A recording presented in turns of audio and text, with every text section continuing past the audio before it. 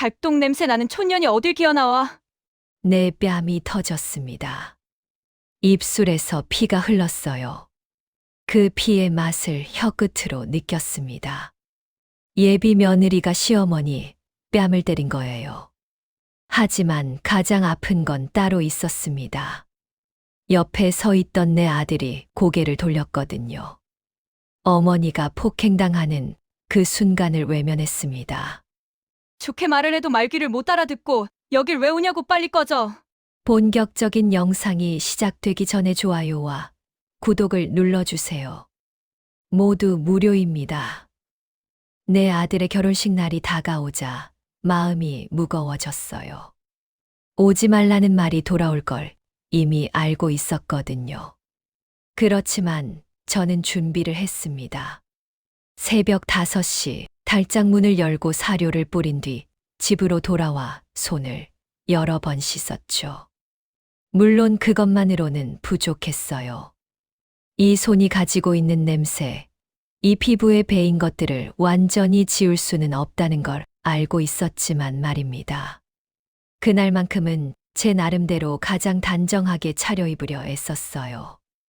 예전에 입던 한복을 꺼내 정성껏 다림질을 했고 발목까지 오는 검은 버선도 신중하게 챙겼거든요. 거울 앞에서 한 올 한 올 머리를 정돈하며 생각했어요. 경사에는 예의가 필요하다고요. 자식이 좋은 집과 결혼한다는 건 어머니로서 얼굴을 세우는 일이지 않습니까?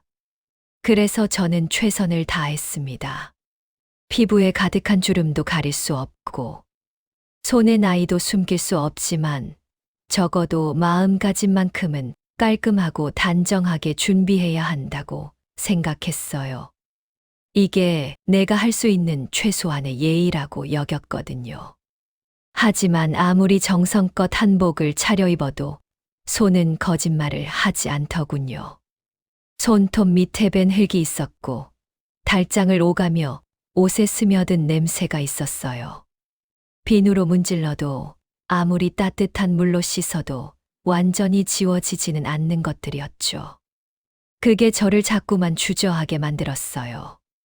이대로 가도 될까? 혹시 민폐를 끼치지는 않을까? 혹은 내 아들 결혼식 분위기를 망치지는 않을까? 그런 불안감이 자꾸 고개를 들었습니다. 호텔 로비에 들어섰을 때 사람들이 저를 보며 무슨 생각을 할까? 저 사람이 누구냐고 묻지는 않을까? 그런 생각들이 꼬리를 물었어요. 하지만 동시에 또 다른 생각도 들었습니다. 아무리 초라해 보여도 나는 이 아이의 엄마다. 그 사실만은 변하지 않는다고요. 그렇지만 가야겠다고 다시 결심했어요. 내 아들의 결혼식인데 아들이 나를 원하지 않는다고 해도 시어머니가 안 가는 게 더 이상한 일 같았거든요. 아들이 결혼하는 날이지 않습니까? 아무리 어렵고 힘들어도 그건 엄마가 챙겨야 할 자리라고 생각했어요. 아들이 거부했다는 사실이 가슴을 철렁하게 했지만 그래도 가야 한다는 생각은 지워지지 않았습니다. 그때까지만 해도 저는 아직 엄마였습니다. 아들은 어릴 때부터 돈의 맛을 빨리 알았어요. 고등학생이 되기도 전에 고급 브랜드 이름들을 줄줄이 외웠고 친구들 앞에서 돈을 쓰는 걸 힘처럼 여겼죠. 그때는 그게 자식의 자연스러운 성장이라고 생각했습니다. 부잣집 아들이니까 그 정도는 당연하다고요. 하지만 지금 생각해보면 그게 문제의 시작이었어요. 내가 아들에게 해준 가장 위험한 선물은 돈이 아니라 돈이면 모든 것이 해결된다는 거짓된 믿음이었습니다. 18살 생일에 받은 차는 포르쉐였어요. 검은색 포르쉐. 아들이 처음 그 차를 손에 잡았을 때의 얼굴을 아직도 기억합니다. 그 얼굴에는 기쁨보다는 욕망이 가득했었죠. 마치 이제부터 자기가 특별한 사람이 되었다는 듯한 표정 말입니다.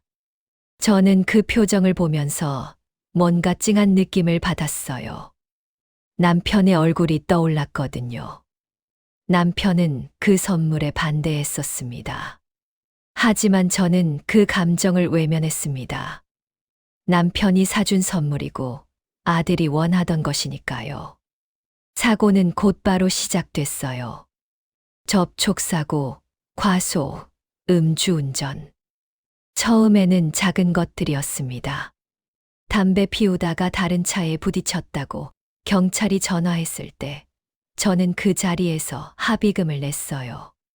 과속으로 범칙금을 받았을 때도, 술 마신 상태로 음주운전을 했을 때도 마찬가지였습니다. 그때마다 저는 돈으로 해결했어요. 변호사를 세웠고, 합의금을 냈고, 벌금을 썼습니다. 말 그대로 돈으로 모든 것을 덮었죠. 아들의 행동이 지워지는 게 아니라 그저 돈으로 묻혀버렸을 뿐입니다. 그렇게 할 때마다 저는 아들에게 말했어요. 이번만 마지막이야.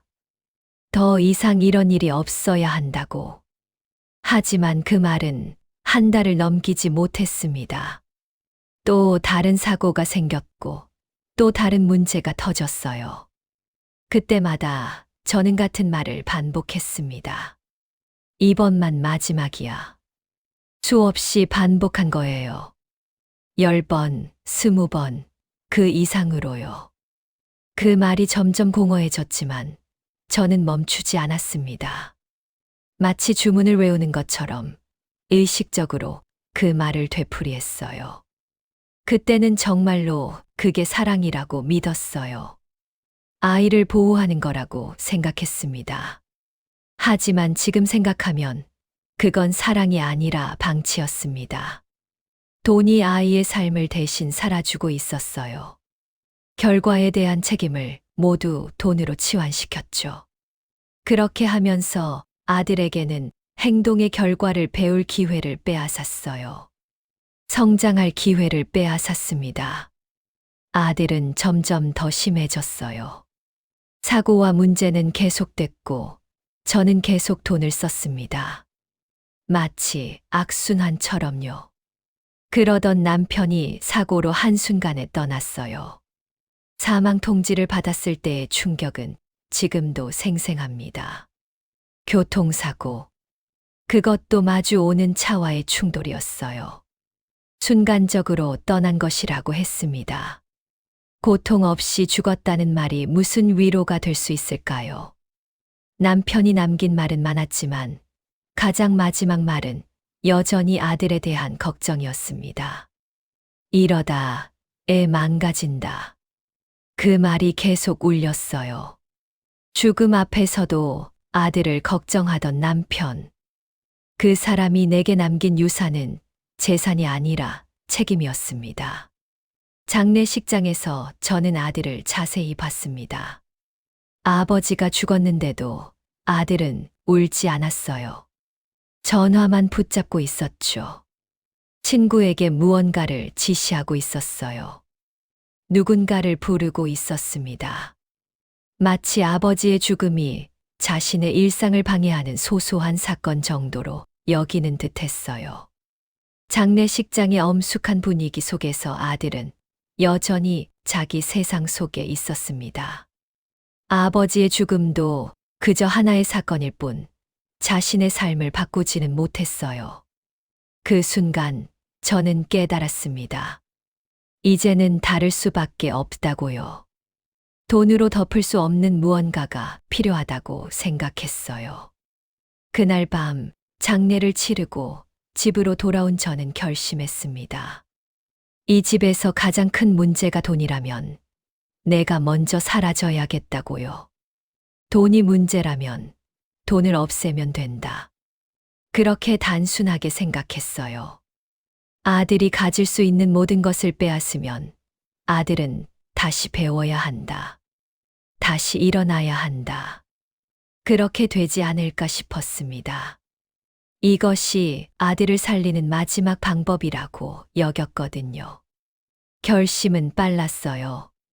저는 사업이 망한 척했습니다. 사람들에게 알렸어요. 투자에 실패했고 빚이 남았다고요. 회사를 정리했고 자산을 처분했습니다. 물론 실제로는 돈을 안전한 곳에 숨겨두었어요. 혹시 모를 상황을 대비해서요. 하지만 겉으로는 완벽하게 망했습니다. 사람들 눈에서 완전히 빠졌어요. 회장이던 시절의 초대장들도 모임의 전화도 끊겼습니다. 그게 아픈 일이었지만 그것이 필요했어요. 내 아들을 위해서라면 얼마든지 감수할 수 있는 고통이었습니다. 시골로 내려왔습니다. 작은 시골 마을로요. 닭을 키우기 시작했어요. 손으로 사료를 뿌리고 계란을 걷고 달장을 청소했습니다. 손에는 흙이 묻었고 옷에는 냄새가 배었어요. 이전의 삶과는 완전히 다른 삶이었습니다. 호텔과 부동산, 주식과 채권으로 이루어진 그 세상에서 나는 달장의 먼지 속으로 내려왔어요. 하지만 이것이 아들을 살리기 위한 거짓말이었습니다. 아들을 깨우기 위한 엄마의 마지막 시도였어요. 그때부터 저는 회장이 아니라 가난한 엄마가 됐습니다. 자식을 위해 모든 것을 내려놓은 엄마 말이에요. 그 거짓말이 얼마나 오래 지속될지는 몰랐지만 이것이 유일한 길이라고 믿었습니다. 내 아들을 살리는 유일한 방법이라고 여겼거든요. 남편의 마지막 말을 내가 받아들였고 이제 나 혼자서 그 책임을 져야 한다고 생각했습니다. 아들은 멈추지 않았어요. 저의 거짓말, 제 희생이 통하지 않았습니다. 돈이 사라지자 아들은 다른 돈으로 갈아탔을 뿐이었죠. 그 돈의 출처는 처가였어요. 서병원 병원장 집안 말입니다. 처음 아들이 서지은이라는 여자를 데려왔을 때 저는 기대했습니다. 이 아이가 아들을 바꿀 수 있을까 싶었거든요. 누군가 아들의 손을 잡아줄 사람이 나타났다고 생각했어요. 혹시 이 여자가 아들에게 필요한 변화를 가져올까 싶었습니다. 서병원은 서울에서 손꼽히는 대형 병원이었습니다. 병원장인 서지은의 아버지는 언론에도 자주 나오는 인물이었어요. 의료계의 원로라고 불리는 사람이었죠. 겉으로 보기엔 반듯하고 존경받는 집안이었습니다. 그들의 집은 강남 대사관저 근처 대형 주택이었고 차는 최신형 수입차들이었어요. 아들이 그 집에 들어갔을 때 저는 혹시 모르는 마음으로 기도했어요. 제발 이번엔 달라기를. 제발 이 아이가 아들의 손을 놓지 않기를요. 제발 아들이 이 집안과의 결혼으로 다시 태어날 기회를 얻기를 말입니다. 그렇지만 제 직감은 맞았습니다. 며느리 서지은을 처음 봤을 때 저는 알았어요. 말은 공손했지만 눈빛엔 거리감이 분명했거든요. 인사를 할 때도 손을 맞잡을 때도 그 눈빛은 변하지 않았습니다. 마치 하인을 대하는 듯한 시선 말이에요. 겉으로는 존댓말을 쓰면서도 그 눈동자 깊숙한 곳에는 명확한 계급의식이 있었어요. 우리는 다른 세상의 사람이라는 듯한 표정이었습니다. 그 표정 속에 숨겨진 뜻을 읽는 데는 오래 걸리지 않았어요. 그 아이 눈에는 이미 제가 사람이 아닌 듯 했어요. 가난한 시골 노인. 그 이상도 이하도 아니었죠. 아들의 어머니로서가 아니라 그저 제거해야 할 누군가로 보였습니다. 나중에 생각해보니 아들도 그 눈빛에 동조하고 있었어요. 아버지가 돌아가신 후 혼자만 남겨진 엄마를 보는 아들의 눈빛도 점점 차가워지고 있었습니다. 돈이 없어진 엄마를 보는 아들의 태도도 달라지고 있었어요.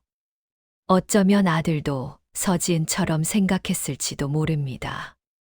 가난한 엄마는 이제 자신의 발목을 잡는 존재일 뿐이라고요. 저는 아들의 결혼을 축복해야 한다고 생각했습니다. 이 집안과의 결혼이 아들에게 새로운 기회가 될 수 있다고 여겼거든요. 병원이라는 안정적인 직장도 있을 것이고, 새로운 환경도 좋을 것이라고요. 어쩌면 이것이 아들의 인생을 바꾸는 전환점이 될 수도 있다고 생각했어요. 하지만 동시에 무언가 불안했습니다. 서지은의 눈빛이 자꾸만 떠올랐어요. 그 차갑고 계산적인 표정이 말이에요. 그 아이가 정말로 아들을 사랑하는 건지, 아니면 아들을 통해 뭔가를 얻으려는 건지 알 수 없었습니다. 하지만 저는 아무 말도 하지 않았어요. 아들이 행복해 보인다면, 아들이 새로운 삶을 시작한다면, 그것으로 충분하다고 생각했거든요. 엄마의 직감이 틀렸기를 바랬습니다. 제가 잘못 본 거길 바랬어요. 하지만 마음 한구석에는 불길한 예감이 자리 잡고 있었습니다. 결혼식이라는 말을 들었을 때 그 불안감은 더욱 커졌어요. 호텔에서의 결혼식이라니요. 강남의 고급 호텔에서 열리는 결혼식이라니요. 혹시 이 결혼식이 제 삶을 완전히 바꿀 어떤 사건의 시작은 아닐까 싶었거든요. 그렇게 저는 예감을 가지고 그날을 기다리고 있었습니다. 뭔가 큰 일이 일어날 거라는 불안감과 함께 말입니다. 결혼식 전날 오후 휴대폰이 울렸어요. 화면에는 서지은이라는 이름이 떠 있었습니다. 처음으로 며느리가 직접 전화를 걸어온 것이었어요. 순간 마음이 철렁했습니다. 무언가 좋지 않은 일이 생기면 이렇게 전화를 한다고 하지 않나요? 저는 조심스럽게 전화를 받았어요. 어머님, 내일 오지 마세요. 제가 다 알아서 해결하세요. 그 말이 첫 문장이었어요. 아무런 인사도 설명도 없이 그 말부터 시작했습니다. 마치 명령을 내리는 듯한 목소리였죠. 저는 순간 말을 잃었어요. 뭐라고 대답해야 할지 몰랐습니다. 결혼식이 내일인데 신부가 신랑의 어머니에게 오지 말라니요. 그게 말이 되나요? 잠시 침묵이 흐른 뒤 그 아이는 덧붙였어요. 목소리에는 이미 멸시가 깔려 있었습니다. 저희 집 병원 집안이잖아요. 위생이 가장 중요하다고요. 무슨 말인지 아시겠어요? 달동 냄새 나는 어머님이 낄 자리가 아니라는 말이에요. 그 말이 들렸을 때 제 가슴이 철렁 내려앉았습니다. 깨끗해야 한다니요. 그게 무슨 말인가 싶었어요. 저는 깨끗하지 않은 사람이라는 건가요? 그렇게 생각하는 사이 서지은의 목소리가 계속됐습니다. 그 말이 차갑고 선명했어요.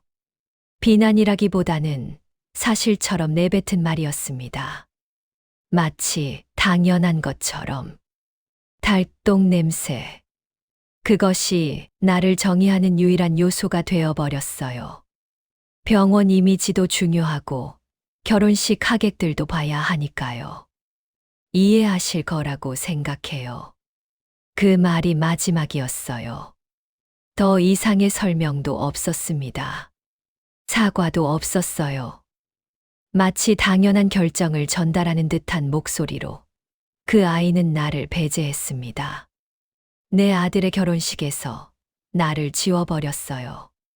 전화는 끊겼어요. 저는 한참을 앉아 있었습니다. 휴대폰을 들었다 놨다를 반복했어요. 손이 떨렸습니다. 아들에게 전화할까 싶었지만 손가락이 움직이지 않았습니다. 어떤 말을 해야 할지 몰랐거든요. 아들을 질책해야 하나요? 아니면 그냥 받아들여야 하나요? 결혼식에 가지 말아야 하나요? 생각이 자꾸만 꼬였어요. 하지만 한 가지만은 명확했습니다. 제가 이 상황을 그냥 넘어갈 수는 없다는 것이었어요. 그 전화 이후로 무언가가 깨졌습니다. 한참을 앉아 있다가 생각했어요. 한 번은 직접 봐야겠다고요. 말이 아닌 행동으로 보여줘야겠다고 느껴졌어요. 내가 정말 그런 사람인지 아들이 그 자리에 서서 무엇을 보고 있는지 확인해야겠다고 생각했습니다. 이 상황을 그냥 견디기만 하는 것이 엄마의 역할이 아니라는 것을 깨달았어요. 저는 결심했습니다. 내일 그 결혼식에 가겠다고요. 누군가 오지 말라고 했지만 내 아들의 결혼식이라면 내가 가야 한다고 여겼습니다. 비록 가난한 엄마일지라도, 비록 닭 냄새가 난다 할지라도 말이에요. 그 자리에 가서 내 아들이 어떤 선택을 하는지, 어떤 태도를 보이는지 직접 눈으로 확인해야겠다고 생각했어요. 그것이 아들을 위한 것이기도 했고, 나 자신을 위한 것이기도 했습니다. 이제 더 이상 의문을 가질 수 없었어요. 내가 직접 봐야만 알 수 있었습니다. 그 밤, 저는 묵묵히 준비를 했어요. 경사에는 예의가 필요하다고 생각했거든요. 비록 가지 말라는 말을 받았지만 내가 할 수 있는 최선을 다해 단정하게 차려입으려 했습니다. 한복을 다시 다림질했고 버선도 다시 챙겼어요. 손톱 밑의 흙도 옷의 밴 냄새도 완전히는 사라지지 않았지만요. 내일 호텔 로비에서 무엇을 마주하게 될지는 모르겠지만 적어도 내 마음만은 맑게 가져가려고 다짐했습니다. 그리고 동시에 다른 준비도 했어요. 최 이사에게 몰래 전화를 걸었습니다. 내일 어떤 일이 일어날지도 모르니까요. 호텔 로비는 화려했어요. 샹들리에가 천장에서 내려오고 있었고 대리석 바닥에는 제 모습이 선명하게 비쳤습니다. 그 화려함 속에서 저는 분명히 달랐죠. 오래된 한복 손때가 묻은 버선, 정돈하려 애써도 자꾸 흐트러지는 머리. 사람들의 시선이 저를 훑고 지나갔어요. 누가 저러는 사람인가 하는 표정으로요. 하지만 저는 앞을 바라봤습니다. 흔들리지 않으려고 노력했어요. 내가 여기 있을 자격이 있다고 자신에게 말하면서요. 그때 서지은이 보였습니다. 화이트 드레스를 입은 신부였어요. 정말 예쁜 신부였습니다. 하지만 그 얼굴에 보이는 표정은 예쁘지 않았어요. 저를 보자마자 그 아이의 얼굴이 굳었거든요. 마치 뭔가 계획에 없던 일이 벌어진 듯한 표정이었습니다. 신부의 눈이 나를 향해 반짝였어요. 그것은 분노였습니다. 저는 한 발 더 나아갔어요. 아들을 찾으려고요. 하지만 서지은이 저를 막아섰습니다. 여기 왜 오셨어요? 그 말이 톤이 가파른 목소리로 흘러나왔어요. 결혼식장 전체가 우리를 보고 있었습니다. 신부가 누군가와 말다툼을 하고 있다는 걸 알 수 있었죠. 저는 조용히 대답했어요. 아들의 결혼식이니까요. 그 말을 하는 순간 서지은의 얼굴이 더욱 굳어졌어요. 그 아이의 눈빛이 변했습니다. 이제 그것은 분노를 넘어 경멸이 되었어요. 제가 명확하게 말씀드렸잖아요. 오지 말라고요. 서지은이 한 발 더 가까이 왔습니다. 목소리가 더 커졌어요. 결혼식장의 사람들이 더 자세히 들으려고 움직였습니다. 신부의 목소리는 이제 모두에게 들릴 만큼 컸어요. 어머님은 저희 병원 집안에 맞지 않아요. 이해하지 못하시나요? 우리는 위생, 청결을 최우선으로 하는 집안입니다. 그런데 달장에서 나오신 분이 우리 결혼식에 서 있으면 손님들이 뭐라고 생각할까요? 그 말이 로비 전체에 울렸습니다. 서지은의 얼굴이 더욱 가까워졌습니다. 그리고 이 꼴로 들어오면 우리 병원이 망신이에요.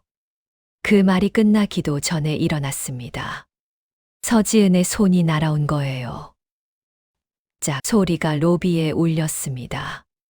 사람들이 놀라며 소리를 질렀어요. 신부가 신랑의 어머니를 때렸다는 걸 보며 들었어요. 뺨이 타는 것 같았고 입술이 터져 피가 흘렀어요. 제 혀끝으로 그 피를 맛봤습니다. 아들은 바로 옆에 있었어요. 충분히 볼 수 있는 거리였습니다. 제 뺨을 때리는 모습을 볼 수 있었어요. 제 피가 떨어지는 걸 볼 수 있었죠. 서지은의 손이 내 얼굴을 때리는 그 순간을 분명히 봤어야 했습니다. 하지만 아들은 고개를 돌렸어요.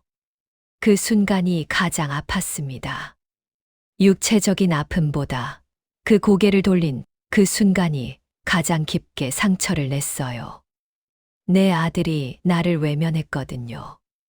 어머니가 폭행을 당하는데도 자신의 아내 편을 들었습니다. 로비에는 소란이 가득했어요. 하객들이 웅성거렸고 누군가 경찰을 부르자고 말했습니다. 하지만 저는 그 소리가 들리지 않았어요. 내 귀에는 오직 한 가지만 울렸습니다. 아들이 고개를 돌린 소리. 그것이 전부였습니다. 그 순간 저는 확인했어요. 제가 보러 온 답을요. 아들이 나를 사랑하는 게 아니었습니다. 아들이 나를 어머니로 보는 게 아니었어요. 돈이 없어진 이상 아들의 눈에 나는 그저 제거해야 할 누군가였던 거예요. 서지은이 때린 건 제 뺨이지만 더 깊은 상처는 아들이 주었습니다. 그 고개를 돌린 행동이 모든 걸 말해주고 있었어요. 그 순간 뭔가가 바뀌었습니다. 제 안에서요. 엄마로서의 역할을 내려놓아야겠다는 생각이 들었어요. 아들을 보호하려던 마음이 사라졌습니다. 대신 다른 감정이 들어찼죠. 복수심이 아니었어요. 그것은 깨달음이었습니다. 내가 지금까지 뭔가를 잘못했다는 깨달음 말이에요.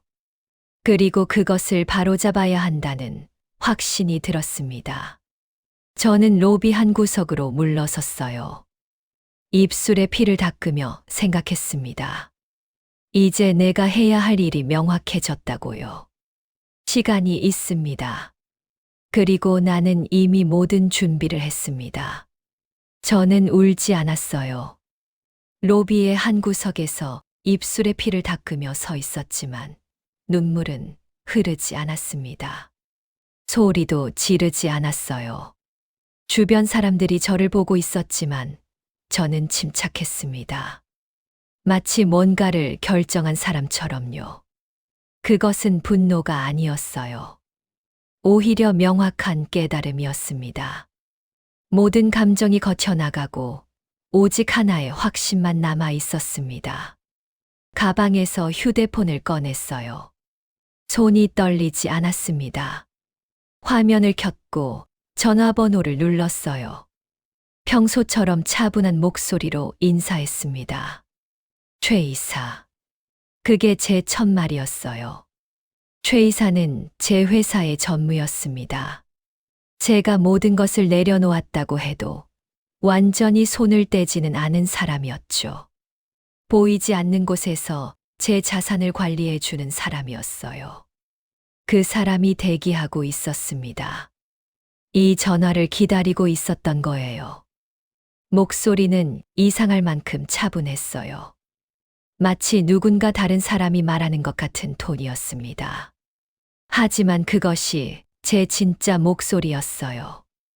엄마를 내려놓은 여인으로서의 목소리였습니다. 저는 말했어요. 서병원 채무.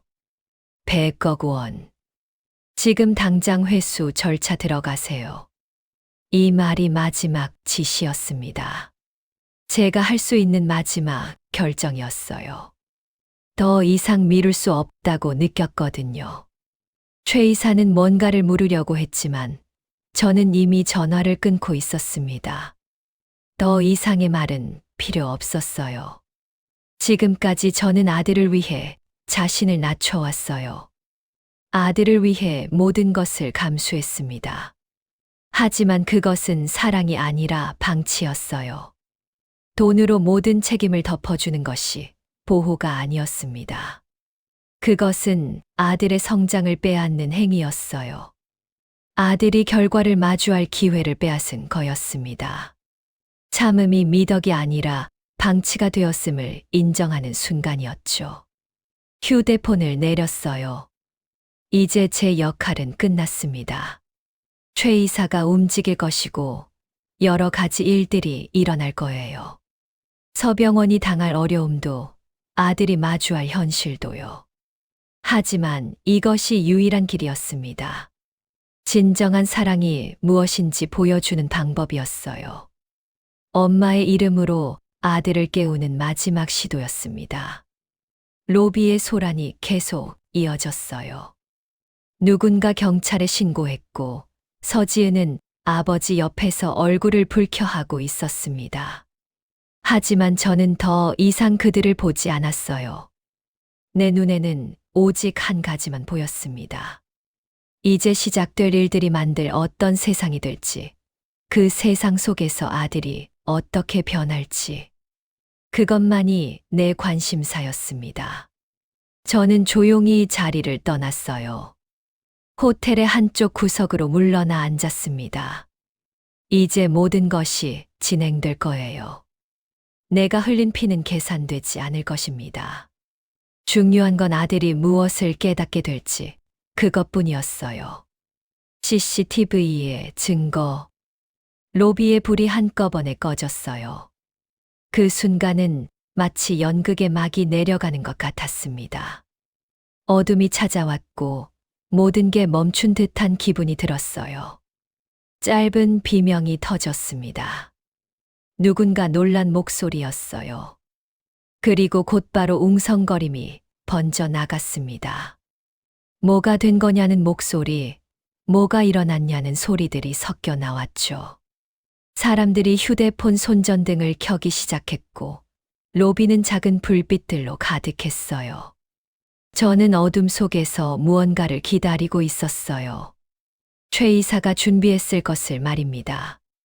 이 결혼식이 진행되기 전에 최 이사는 이미 호텔 관리자들과 접촉했을 거예요. 그리고 지금 그것이 움직이고 있었습니다. 어둠 속에서 저는 차분했어요. 마치 이 모든 것이 이미 계획된 것처럼요. 내 피가 흘렀을 때 최 이사는 신호를 보냈을 겁니다. 이제 시작하라는 신호를요. 대형 스크린에 불이 들어왔어요. 그 순간이 모든 것을 바꿨습니다. CCTV 영상이 재생되기 시작했죠. 화면에 나타난 것은 조금 전의 장면이었어요. 이 호텔 로비. 신부가 입장하는 장면이 아니라 저를 때리는 장면이었습니다. 순간 로비가 조용해졌어요. 모두의 눈이 화면을 향했습니다. 화면에는 선명했어요. 며느리의 얼굴이 또렷이 보였습니다. 그 얼굴의 표정, 그 눈빛.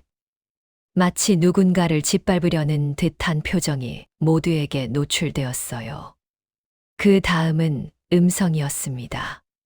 서지은의 목소리가 울렸어요. 제가 여길 왜 오셨는지에 대한 질책. 그리고 그 끝에 터져 나온 폭력.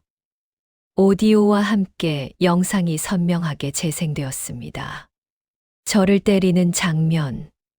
그리고 가장 중요한 장면이 나왔어요. 아들의 모습이었습니다. 제 뺨을 때리는 서지은을 보면서도 고개를 돌려 외면하는 신랑의 모습이 화면에 담겨 있었죠. 그 순간이 가장 길게 재생되었어요. 아들이 나를 외면하는 그 모습이 모두에게 보여졌습니다. 한 번만 보여졌습니다. 하지만 한 번으로 충분했어요. 모두가 봤거든요. 신부의 진짜 얼굴을 말입니다. 저를 때리는 신부의 모습을 말이에요. 신랑의 아내가 신랑의 어머니를 폭행하는 장면을. 그리고 그것을 외면하는 신랑을. 결혼식장 전체가 그 영상을 봤습니다. 숨을 들이마시는 소리가 사방에서 들렸어요. 깊은 숨을 쉬는 음성들이 어디서나 나왔습니다. 마치 모두가 동시에 깨달은 듯한 소리였어요. 이게 뭐지? 이게 진짜인가? 신부가 시어머니를 때렸다고. 신랑은 뭐 하는 거야? 그런 생각들이 얼굴에 드러났습니다. 화면이 멈췄고 정적이 내려앉았어요. 누군가 말을 꺼내려고 했지만 목이 메었을 거예요. 말이 나오지 않았을 겁니다. 서지은의 얼굴이 창백해졌어요. 신부 드레스 속의 그 아이가 이제 모두에게 노출되었습니다. 신부의 미소는 사라졌고 그 자리에는 공포만 남아 있었죠. 아버지는 자리에서 일어나려고 했고 신랑은 화면을 바라보며 얼굴을 붉혔어요. 하객들 사이에서는 속삭임이 나왔습니다. 무슨 일인지, 왜 이런 영상을 보여주는 건지, 이게 뭔가 하는 목소리들이요. 그 정적 속에서 저는 일어섰습니다. 더 이상 어둠 속에 있을 이유가 없었거든요. 모든 것이 드러났으니까요. 신부의 진짜 얼굴, 신부의 진짜 목소리, 신부의 진짜 행동. 모두가 봤습니다. 결혼식장에 모인 모든 사람들이 보고 들었어요. 이제 더 이상 숨을 수 없었습니다. 아들의 얼굴도 명확히 보였어요. 화면에 남겨진 그 순간, 나를 외면하던 신랑의 모습이 모두의 기억에 새겨졌습니다. 지금까지 눈을 돌리던 아들이 이제는 현실을 봐야 했습니다. 모든 사람 앞에서 말이에요. 그리고 무엇보다 중요한 건 이것이 시작일 뿐이라는 것이었습니다. 호텔 로비는 이제 다른 공간이 되었습니다. 결혼식장이 아니라 심판의 장이 되었어요. 그리고 그 심판은 아직 끝나지 않았습니다. 이것은 단지 서막일 뿐이었거든요. 최 이사가 다음으로 할 일이 남아 있었어요. 모두가 기억해야 할 진실이 아직 공개되지 않았습니다. 그것이 진짜 의미 있는 것이 될 거라고 생각했습니다. 진정한 깨달음을 주는 것이 될 거라고요. 정체의 공개. 천장에서 필라이트 하나가 내려왔어요. 그 빛은 마치 무대 조명처럼 정확하게 저를 비췄습니다. 어둠 속에서 저 혼자만 밝혀졌어요. 마치 주인공이 무대에 나선 것처럼요. 모든 시선이 한 곳으로 모였습니다. 제 얼굴로요. 로비 전체가 숨을 멈춘 듯 했어요. 누가 저 사람인가 하는 표정으로 모두가 저를 바라봤습니다. 사람들의 시선이 스크린에서 제 얼굴로 옮겨졌어요. 호텔 로비 전체가 저를 바라보기 시작했습니다. 그 순간은 마치 시간이 멈춘 것 같았어요. 누구냐는 표정으로 저를 보고 있었죠. 가난한 시골 노인으로 보였던 그 사람이 이제는 뭔가 다른 사람으로 보이기 시작했어요. 그때 인터뷰 영상이 이어졌습니다. 화면에는 누군가 제 얘기를 하고 있었어요. 제 삶에 대해 말하고 있었습니다. 자막이 떠올랐어요. 자산 1,000억 원. 호텔 17개. 그리고 마지막으로 이름이 떠올랐습니다. 김연숙. 그 글씨들이 화면을 가득 채웠어요. 사람들이 읽으며 입을 다물지 못했습니다. 그 이름이 바로 저였습니다. 가난한 시골 노인 김연숙. 하지만 동시에 자산 1,000억 원의 김연숙이기도 했어요. 호텔 17개를 소유한 호텔그룹 회장 김연숙이었습니다. 로비가 요동쳤어요. 사람들이 일어나며 웅성거렸고 누군가 휴대폰으로 찍기 시작했습니다. 이게 뭐지? 저 사람이 회장이라고. 그런 말들이 사방에서 터져 나왔어요. 저는 최 이사와 함께 무대 위로 올라갔어요. 최 이사였습니다. 그의 팔이 저를 지탱했어요. 마치 제가 약한 것처럼 보이지 않게 하기 위해 말이에요. 하지만 저는 강했습니다. 이 순간을 위해 준비해온 강함이 있었거든요. 마이크 앞에 섰을 때 호텔 로비는 침묵했습니다. 모두가 저를 기다렸어요. 저는 마이크 앞에 섰습니다. 목소리가 조용했지만 명확했어요. 이 호텔은 제 소유입니다. 그 말 한마디가 모든 것을 바꿔 놓았습니다.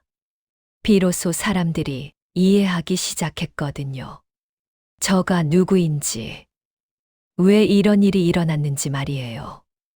왜 신부가 시어머니를 때렸는지, 왜 신랑이 외면했는지, 모든 것이 연결되기 시작했습니다. 최 이사가 한 발 나왔어요. 화면에는 문서들이 떠오르기 시작했습니다. 서병원의 비리 자료가 차례로 공개됐어요. 화면에는 숫자와 증거들이 나타났습니다.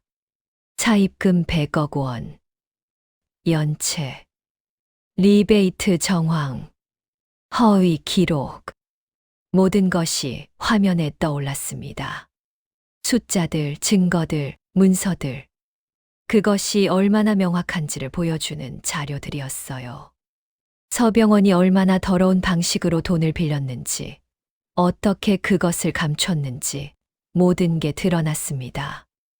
은행 차입 내역, 상환 연기, 내부 리베이트 녹음 파일, 환자 청구 조작 기록, 모두가 화면에 나타났어요.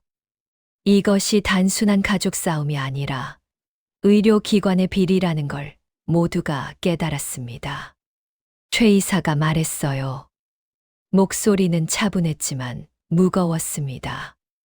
해당 자료는 금융당국과 수사기관에 제출되었습니다. 그 말이 떨어지는 순간 모든 것이 무너졌어요. 서병원의 병원장 얼굴이 창백해졌습니다. 그의 눈이 흔들렸어요. 이제 끝났다는 걸 알았을 거예요. 법적으로, 사회적으로, 모든 면에서요. 사도는 무너졌고 며느리는 주저앉았어요. 서지은의 얼굴은 하얀색에서 회색으로 다시 검은색으로 변해갔습니다. 깨끗해야 한다던 그 입이 이제는 움직일 수 없었어요. 말이 나오지 않았을 겁니다. 무엇을 말할 수 있겠어요? 자신의 아버지가 얼마나 더러운 짓을 했는지 모두에게 드러난 순간의 말이에요. 그리고 자신이 한 폭력도 모두가 봤습니다. 아들도 보였어요. 신랑 역할을 해야 했던 아들. 그의 얼굴에는 무언가 복잡한 감정이 떠 있었습니다. 지금까지 의지했던 처가가 무너지는 모습을 보고 있었거든요. 그리고 그 무너지는 것이 자신의 어머니 때문이라는 걸 깨달았을 거예요. 아들의 눈이 저를 찾았습니다. 처음으로 정말로 저를 바라봤어요. 깨끗해야 한다던 말이 가장 더러운 증거 앞에서 힘을 잃는 순간이었죠. 신부의 자존심, 병원장의 체면, 모든 것이 한순간에 사라졌습니다. 그들이 지켜야 한다고 말한 깨끗함이 가장 추한 비리로 드러났어요. 제가 했던 모든 것이 정당했습니다. 아들을 깨우기 위한 제 행동이 옳았다는 게 증명되었습니다. 호텔 로비는 더 이상 결혼식장이 아니었어요. 그것은 심판의 장이었고 동시에 제가 다시 태어나는 순간이었습니다. 달장에 있던 가난한 엄마에서 천억 자산의 김연숙으로 돌아온 순간이었어요. 하지만 가장 중요한 것은 이것이 아들을 구하기 위한 마지막 시도라는 것이었습니다. 이제 아들이 무엇을 선택할 것인지 그것만이 남았어요. 며칠이 지나고 나서야 아들에게서 전화가 왔어요. 목소리가 많이 가라앉아 있었습니다. 마치 누군가 다른 사람처럼 들렸어요. 엄마, 집에 가도 돼요. 그 한마디에 저는 한숨을 길게 내쉬었습니다. 화가 풀려서가 아니라 이 아이가 이제야 말을 고르고 있다는 걸 알았거든요. 얼마나 많은 생각을 했으면 이런 목소리가 나올까 싶었어요. 그 목소리 안에는 부끄러움이 있었고 뉘우침이 있었습니다. 그리고 어쩌면 처음으로 나를 찾는 간절함이 있었어요. 와라. 짧게 말했습니다. 더 이상의 말은 필요 없었어요. 그날 저는 장을 봤어요. 거창한 건 아니었습니다. 두부, 애호박, 대파, 된장. 손에 익은 재료들이었죠. 시골에서 키운 채소들, 이웃에게서 받은 재료들. 이 모든 것이 제 삶에 얼마나 중요한 것인지 이제 아들도 알게 될 거라고 생각했습니다. 단순하지만 정성 있는 음식. 그것이 엄마의 사랑이라는 걸 말이에요. 돈이 아니라 이 손으로 만드는 음식. 그것이 진짜 사랑이었어요. 아들이 문을 열고 들어왔을 때 예전처럼 고개를 들지 못했어요. 신발을 벗고도 한참을 서 있었습니다. 마치 이 집에 들어올 자격이 없다고 생각하는 듯 했어요. 옷은 정장이 아니었습니다. 평범한 청바지와 셔츠. 신발도 낡아 보였어요. 뭔가가 벗겨진 아들이 서 있었습니다. 저는 그 모습을 보며 알았습니다. 아들이 정말로 깨어났다는 것을 말입니다. 더 이상 돈의 맛에 취한 아이가 아니었어요. 앉아. 제가 먼저 말했어요. 더 이상 아들이 먼저 말할 필요가 없었습니다. 엄마가 할 말을 하겠다는 뜻이었죠. 부엌에서 냄비가 끓는 소리가 났어요. 된장찌개 냄새가 집 안에 퍼졌습니다. 그 냄새는 이 집의 진짜 냄새였어요. 달장의 냄새가 아니라 사랑의 냄새였습니다. 아들은 그 냄새를 맡자 고개를 더 숙였어요. 마치 그 향기 자체가 자신을 용서해달라고 하는 말 같았을 거예요. 눈물이 흐르고 있었습니다. 엄마. 말이 거기서 한 번 끊겼습니다. 아들의 목이 메었을 거예요. 더 이상 말이 나오지 않았을 겁니다. 말하고 싶었던 것들이 너무 많았을 텐데 모두 목에 걸려 있었어요. 저는 상을 차렸습니다. 밥을 퍼서 아들 앞에 놓고 숟가락도 올려줬어요. 그 행동 하나하나가 모두 말이었습니다. 이 집에 들어올 자격이 있다는 말. 너는 여전히 내 아들이라는 말. 모든 게 끝나지 않았다는 말이었어요. 먹어. 그제야 아들이 울음을 터뜨렸어요. 엄마, 죄송해요. 그날 엄마 맞는 거 보면서도 아무 말 못했어요. 무서웠어요. 처가가 무서웠고 내가 잃을 게 더 많다고 생각했어요. 말을 할수록 목소리가 떨렸습니다. 그 떨림이 진심이었어요. 아들의 눈물이 밥 위에 떨어졌습니다. 그게 얼마나 비겁한 짓인지 이제야 알겠어요. 엄마가 어떤 사람인지가 아니라 엄마가 맡고 있는데도 외면한 내가 문제였어요. 아들은 고개를 들지 못한 채 계속 말했습니다. 용서받을 생각으로 온 건 아니에요. 그냥 엄마한테 직접 잘못했다고 말하고 싶었어요. 다시는 그런 아들로 살지 않겠다고요. 저는 아무 말 없이 국을 한 숟갈 떠서 아들 그릇에 더 넣어줬습니다. 밥이나 먹어. 그것이 제 대답이었어요. 아들은 울면서 밥을 먹었습니다. 된장찌개가 짰는지 싱거운지 모를 만큼 눈물이 계속 떨어졌죠. 그 눈물이 제일 필요한 눈물이었어요. 아들이 처음으로 흘리는 진짜 눈물이었습니다. 한참을 먹고 나서야 아들이 다시 말했어요. 엄마, 시간 오래 걸려도 괜찮아요. 밑바닥부터 다시 시작할게요. 엄마 아들로 부끄럽지 않게 살게요. 그 말이 끝나자 아들이 뭔가를 더 덧붙였습니다. 지은이랑은 헤어졌어요. 호텔에서 일어난 일 이후로요. 그 아이의 아버지 일이 터지면서 그 지은이도 무너졌어요. 저도 지은이가 어떤 사람인지 알게 됐고요. 처가와의 모든 관계가 끝났습니다. 법적으로도 감정적으로도요. 아들이 마주한 현실이 얼마나 절망적이었을지 저는 알 수 없었어요. 하지만 그것이 필요했어요. 아들이 진정으로 깨어나기 위해서는 모든 것을 잃어야 했으니까요. 돈도, 처가도, 그 모든 허상도요. 저는 그제야 아들을 봤어요. 돈 맛에 취해 있던 아이도, 호텔 로비에서 고개를 돌리던 어른도 아닌 얼굴이었습니다. 그 얼굴에는 뭔가 새로운 것이 보였어요. 책임감. 그리고 진정한 후회가요. 그리고 무엇보다 나를 찾는 눈빛이 있었습니다. 그날 저는 완전히 용서하지는 않았습니다. 아들의 잘못이 사라지는 건 아니었거든요. 하지만 문은 닫지 않았어요. 밥을 먹인다는 건 다시 살아볼 기회를 준다는 뜻이니까요. 모든 것을 끝내는 게 아니라 새로운 시작을 허락하는 것이었습니다. 저는 아들과 함께 밥을 먹으며 생각했어요. 이것이 진정한 심판이라고요. 복수가 아니라 깨달음이라고요. 이 이야기는 복수로 끝나지 않습니다. 참아온 어머니가 심판자가 되었고 그 심판 끝에서 다시 엄마로 돌아온 이야기예요.